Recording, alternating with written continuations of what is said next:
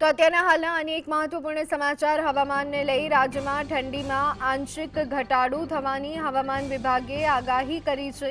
આવનારા દિવસોમાં ઠંડીમાં આંશિક ઘટાડો થઈ શકે છે। આગામી 48 કલાકમાં 3 થી 5 ડિગ્રીનો વધારો થશે। પવનની ગતિ તેજ હોવાના કારણે માછીમારોએ દરિયો ન ખેડવા માટે સૂચન કરવામાં આવ્યું છે। અમદાવાદનું તાપમાન 14 ડિગ્રી નોંધાયું છે। આવનારા દિવસમાં ઠંડીના પ્રમાણમાં ઘટાડો જોવા મળશે। નલિયાની વાત કરી લઈએ તો નલિયામાં રાજ્યનું સૌથી નીચું એટલે કે 7 ડિગ્રી તાપમાન નોંધાયું છે। તો હવામાન વિભાગે આવનારા દિવસોમાં રાજ્યમાં ઠંડીમાં આંશિક ઘટાડો થવાની જાહેરાત કરી છે।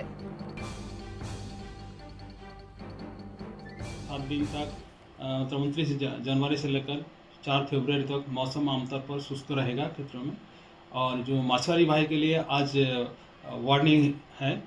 जो उत्तर और दक्षिण गुजरात के जो तटीय क्षेत्र है इसमें पवन की स्पीड ज़्यादा रहे, ग्रेजुअल राइज रहेगा। अगले 48 घंटा तक 3 से 5 डिग्री सेंटीग्रेड बढ़ोत्तर होने का संभावना रहेगा। उसके आगे 3 दिन आपका फॉल रहेगा, मतलब कम होने का चांसेस रहेगा। 2 से 3